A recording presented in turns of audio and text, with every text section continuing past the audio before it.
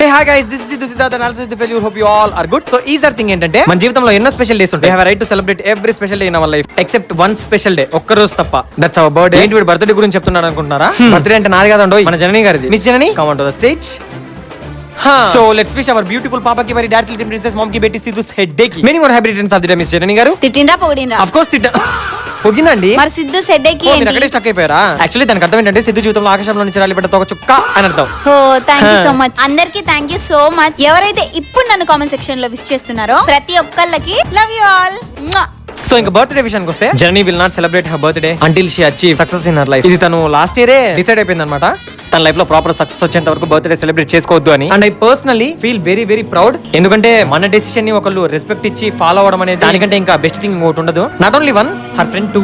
తొందరలోనే మనకు సక్సెస్ రావాలని, మనం బర్త్డే సెలబ్రేట్ చేసుకోవాలని పూర్తిగా కోరుకుంటున్నానండి జెన్నీ గారు. యాక్చువల్లీ ఈ రోజు మేము ఏం చేయలేదు, జస్ట్ టెంపుల్ కి వెళ్ళేసి దండం పెట్టుకుని వచ్చేసినాం అంతే. అండ్ మన జీవితంలో ఎన్నో ఫెస్టివల్స్ వస్తూ ఉంటాయి, అందరూ సెలబ్రేట్ చేసుకుంటూ ఉంటారు. కానీ మన కోసం ఆ దేవుడు రాసి పెట్టించిన ఒకే ఒక రోజు, మనం మాత్రమే సెలబ్రేట్ చేసుకునే ఒకే ఒక పండగ మన బర్త్డే. ఈ బర్త్డేస్ గురించి చెప్పాలంటే, బిఫోర్ 18 అండ్ ఆఫ్టర్ 18 ఇయర్స్ వరకు మన తల్లిదండ్రులు మన బర్త్డే సెలబ్రేట్ చేస్తారు. కానీ దాని తర్వాత నీదే బాధ్యత. సక్సెస్ అవ్వు, డబ్బులు సంపాదించు, ఈ డబ్బులతో నీ బర్త్డే సెలబ్రేట్ చేసి, ఆ తర్వాత నీ ఫ్రెండ్స్ తో కేజీలు కూల్ కేక్ వస్తావు, కేసులు బీర్లు కొనిస్తావు, అది నీ ఇష్టం. కానీ తల్లిదండ్రుల డబ్బులతో వద్దు. కుదిరితే మనం సంపాదించిన డబ్బులతో వాళ్ళ బర్త్డే సెలబ్రేట్ చేద్దాం, ఓకేనా?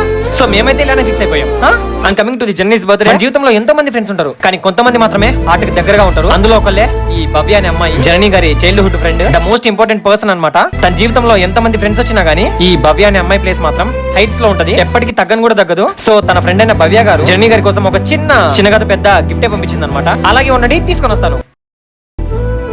సో వాళ్ళ ఫ్రెండ్ సర్ప్రైజింగ్ గా పంపించిన గిఫ్ట్ అనమాట, ఓపెన్ ఇట్. ఓకే, అటు చూపించండి.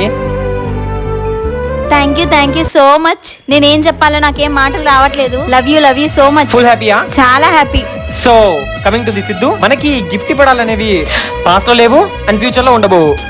మనం ఈ అమ్మాయిలకు దూరం అనమాట, మాటలు కూడా మాట్లాడలేము. సో ఈ గర్ల్స్ కి గిఫ్ట్ ఇవ్వడాలు ఇలాంటివన్నీ మనకు పెద్దగా సెట్ కావు. బట్ నేను ఫ్రెండ్స్ కి ఇస్తాను. Janani, she's my god gifted friend అనమాట, ఒక మంచి ఫ్రెండ్. సో తన కోసం ఒక చిన్న gift.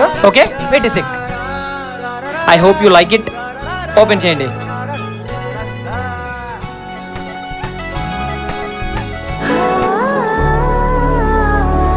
Thank you so much. It's okay. Many more happy returns of the day అండి జర్నీ గారు.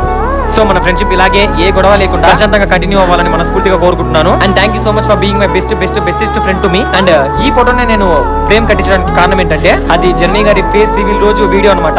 సో తన జర్నీ అండ్ తన లైఫ్ అనేది ఆ రోజు నుంచే బిగిన్ అయింది, అందుకే ఫోటో ఫ్రేమ్ కట్టించాను అనమాట. సో ఇలానే మమ్మల్ని సపోర్ట్ చేస్తూ ఉండండి, ఇంకా మంచి వీడియోస్ తీసి మిమ్మల్ని ఎంటర్టైన్మెంట్ చేస్తాము. Love you all. ఫాలో చేసుకోండి, సబ్స్క్రైబ్ చేసుకోండి. Thank you so much guys. Love